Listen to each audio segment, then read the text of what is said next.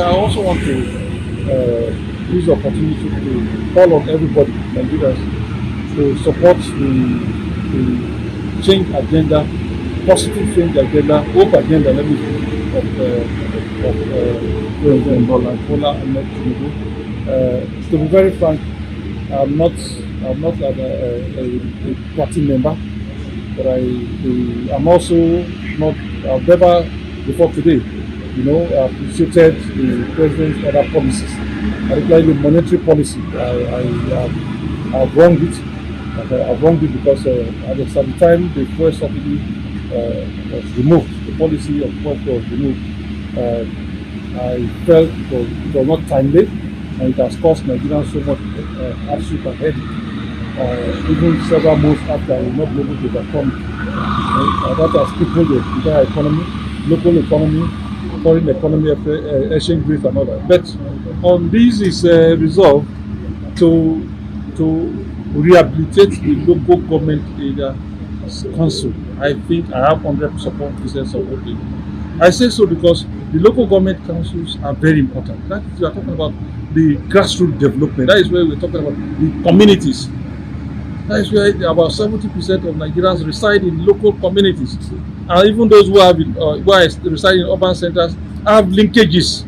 They are affiliated by one way or the other. So if the local government councils are rotting, right, the essence of that is the bedrock of Nigerian democracy. If that democracy is rotting, it's not that the foundation, whatever superstructures imposed on it, cannot work. So let us return the local government systems and allow them work according to the mandate when Obasanjo in 1976 enacted the local government reform. It was to draw the governance close to the people. And you all remember sanitation system. We have sanitary officers in those days who are moving from one community to the other within the local government area to make sure things are clean. Go to our communities today, right? Now, talk about security, like I suggested. Placing our community security systems. I'm talking about vigilante, community security, community policing. Our vigilante, we all pay for them. Placing them under the council, under the councillors, under working in synergy with the traditional rulers and community heads.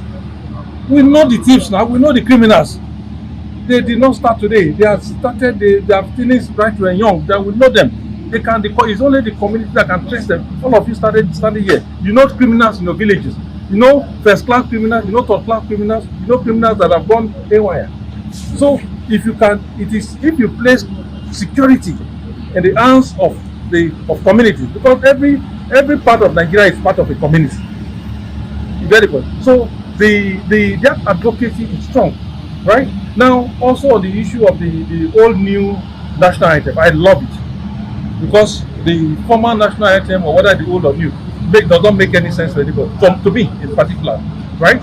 So this particular national anthem, the old one, I'm bringing it back. For me, I have 100% support for it. Okay, when you talk about the issue of the local governments, the argument has always been that the local government councils are not part of the federated unit. If you look at section 2, subsection 2 of the constitution. So instead of going to the Supreme Court, since a constitutional alteration exercise is also ongoing, why don't they just amend it and make the local government to become part of the federated unit? Well, let me tell you,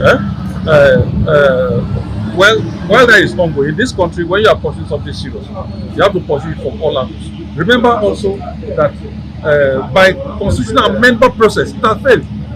The National Assembly have tried in the 7th and 8th National Assembly, I remember, right? They had a bill, and it required the state houses of assembly, right? And by the last count, when this bill was translated to state house of assembly, only 16 states of assembly in Nigeria voted in support of the local government autonomy out of 36, right? Some state clear. So if you go through a constitutional process, you will never get it, because in the first place, the state house of assembly by the constitution are empowered, right, to give approval to it before it works. But you have a situation where they can never, and you know the reason why the state house of assembly and the governors can never accept local government autonomy. Why? The local government councils are seen as appendages where they place whoever they want to be chairman, and the the joint allocation committee and all that. You heard of situations where even local government chairman now even have to write in advance requesting for stationary funds for stationary. You understand what I'm saying? So if fiscal federalism, if fiscal autonomy is not given to them, their funds will be stifled, right? If again there's no freedom in political administration, whoever that can be made local, the agenda. You saw our local government chairmen were picked, were unpicked, right? Unpicked. Head. Sorry, go ahead.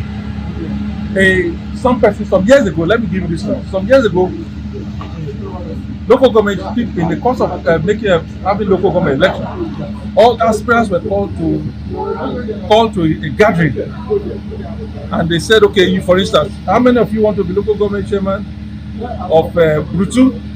About 5 people stood up, and you looked around and they said, you are the local government chairman.